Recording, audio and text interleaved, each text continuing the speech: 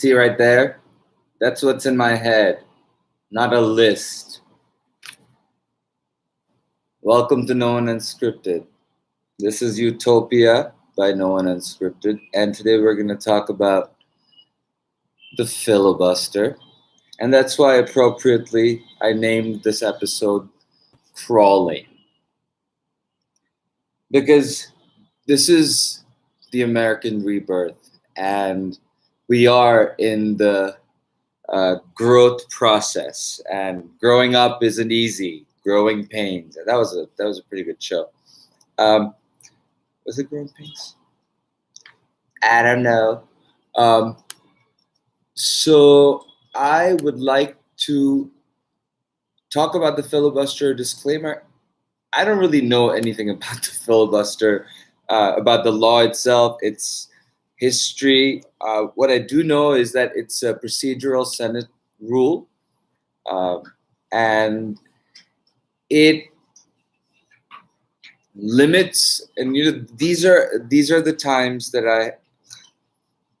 Excuse me.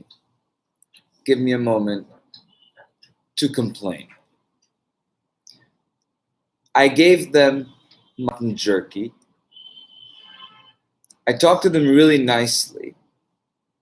I told them that I'm working, so they shouldn't be licking all different parts of their bodies.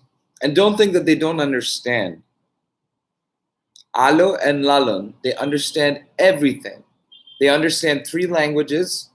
They understand treat. They understand badam. They understand food. They understand everything.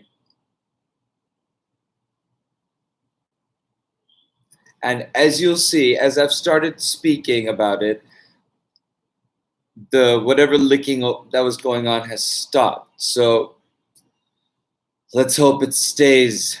Otherwise, if you keep hearing a lapping or a licking, or all of a sudden a tail pops up behind me, those are my kids.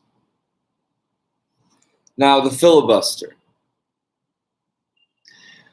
What I understand, it's a Senate procedural rule that says that in order for a bill to move for debate and final vote, it has to pass a procedural senatorial 60 vote threshold on whether or not that particular bill that is going to be voted on should be debated and put on the floor for passage. I don't really know the reason behind it. I don't want to know the reason behind it, because to me that law facially is unconstitutional, because it supersedes how the Article 1st branch of government, Congress, is supposed to behave, and what the vote allocations are, simple majority, supermajority, and the cases in which those apply. Nowhere in the Constitution, nowhere in Article 1 does it say that on top of what we have prescribed, the Senate may just go on and add more restrictive, and that's important, more restrictive, not more expansive, but more restrictive. When the edict of our government and Constitution and Founding Fathers is to build a more perfect union, to be expansive in our emergent ideologies. Emergent ideology is something that former Justice Kennedy used, and then Kennedy, right? Anthony Kennedy, whatever. I get mixed up between all the white people names. They all sound so much the same, but they just change an ah or an e or an oo, and it's completely different, Not really. But that's me. See, that's me being insensitive to white people. If there could be such a thing, and I'll do an episode on my gripe against white people, but not white people, against imperialism. So back to the filibuster.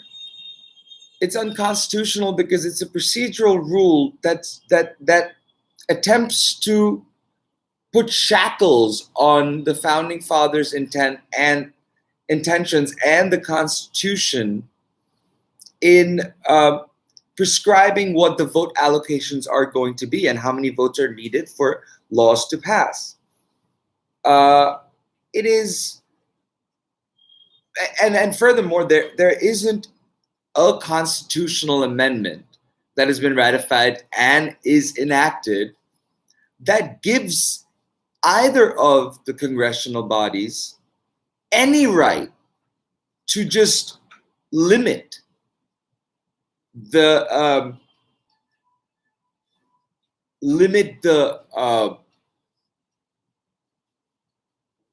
explicit mandates in the Constitution about how votes should be cast. So it's just, to me, it's facially unconstitutional.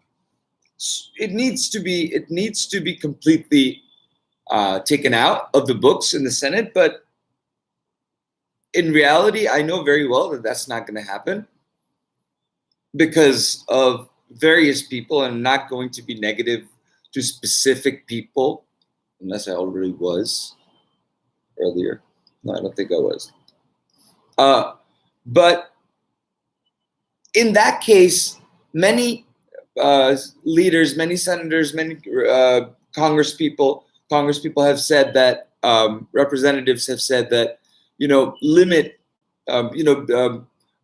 Majority Whip Clyburn has said, you limit its use, the filibuster's use, and you can't limit somebody's constitutional rights under the Bill of Rights, under the explicit mandates of the Constitution, by a Senate procedural rule that is mentioned nowhere in the Constitution or in any of the amendments to the Constitution.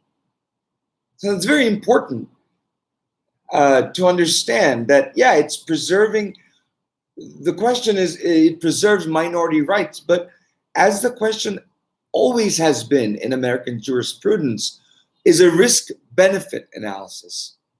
Is the harm caused to minority rights by restricting or even taking out the filibuster a bigger and higher and more important right than the one of preserving the constitutional intentions of how our democracy should be run and how our votes in Congress should be cast? And to support that argument that there should be the filibuster, if any party at any time should want a law like the filibuster to be constitutional, then they should introduce legislation and go through the process of making that a constitutional amendment, because it doesn't exist today. Today, it's just an internal Senate procedural law, not even a law, it's a procedural rule. It's not a law, it's not a law.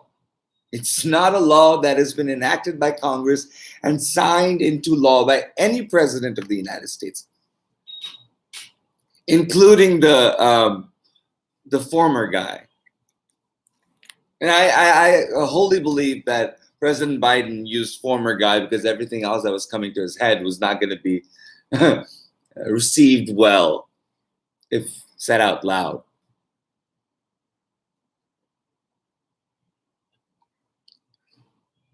So, yeah, that's all I have to say about the filibuster. It's unconstitutional, and I've laid out the reason I feel why it is, because, and I don't need to know its history. I don't need to know anything else with it. And why I don't need to know about any of the other things is because it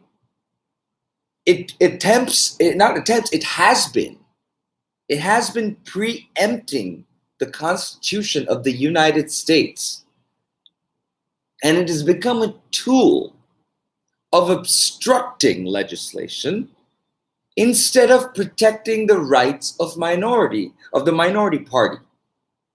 So if you're the minority party, you can't just take a rule and use it as many of your wayward followers would their guns, waywardly aiming them and shooting them at people. No. So there's a purpose to your filibuster. There has to be limits to a rule, an internal senatorial rule that blocks legislative intentions of the masses through their representatives in Congress. So that's all I got to say about that. I'm going to keep this one short because I have a couple more that I got to do. So thank you. Ta-ta. And whoever's blocking the filibuster from being reformed, really, just come on. Come on. For the country's sake, man.